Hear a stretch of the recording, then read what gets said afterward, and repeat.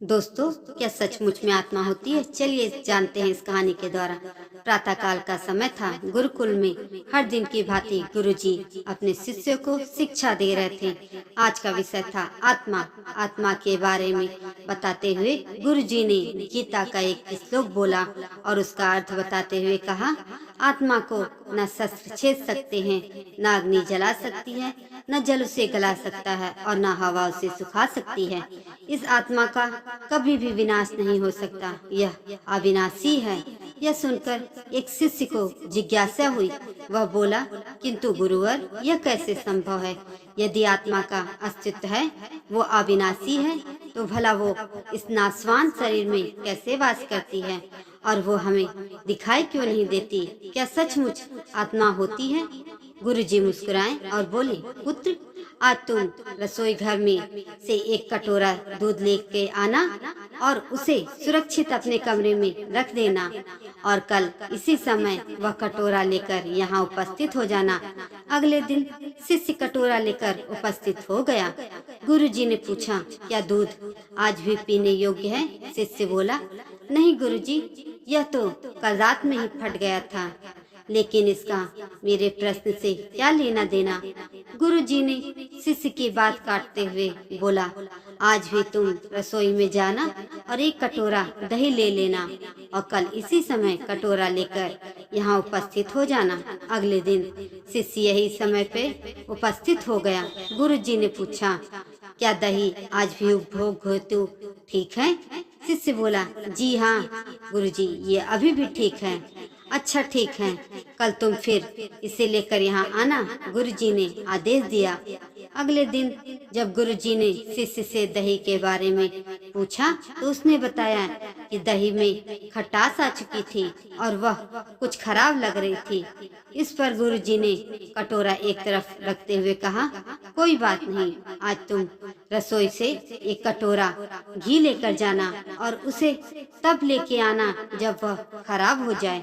दिन बीतते गए पर घी खराब नहीं हुआ और शिष्य रोज खाली हाथ ही गुरुजी के समक्ष उपस्थित होता रहा।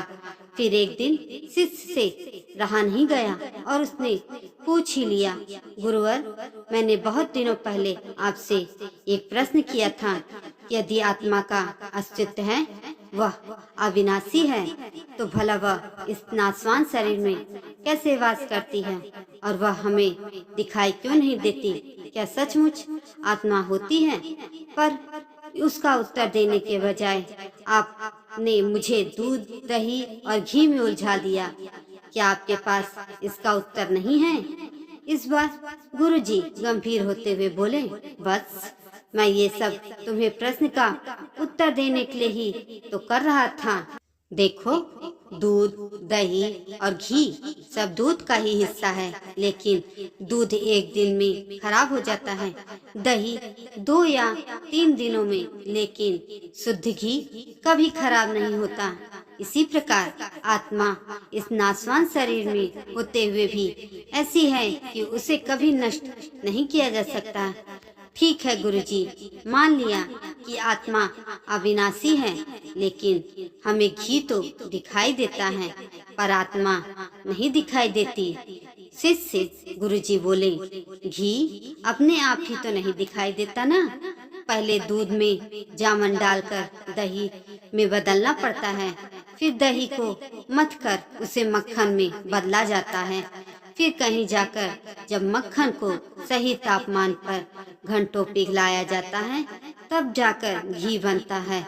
हर इंसान आत्मा का दर्शन यानी आत्मदर्शन कर सकते हैं, लेकिन उसके लिए पहले इस दूध रूपी शरीर को भजन रूपी जामन से पवित्र बनाना पड़ता है। उसके बाद कर्म की मथनी से इस शरीर को दीन दुखियों की सेवा से मथना होता है और फिर सालों तक साधना व तपस्या की आंच पर इसे तपाना होता है, तब जाकर आत्मदर्शन संभव हो पाता है। शिष्य गुरुजी की बात अच्छी तरह समझ चुका था। आज उसकी जिज्ञासा शांत हो गई थी। उसने गुरु के चरण स्पर्श किए और आत्मदर्शन के मार्ग पर आगे बढ़ गया। दोस्तों, यह कहानी आपको कैसी लगी? यह वीडियो अगर आपको पसंद आई हो तो लाइक करें और मेरे चैनल को सब्सक्राइब जरूर करें। धन्यवाद।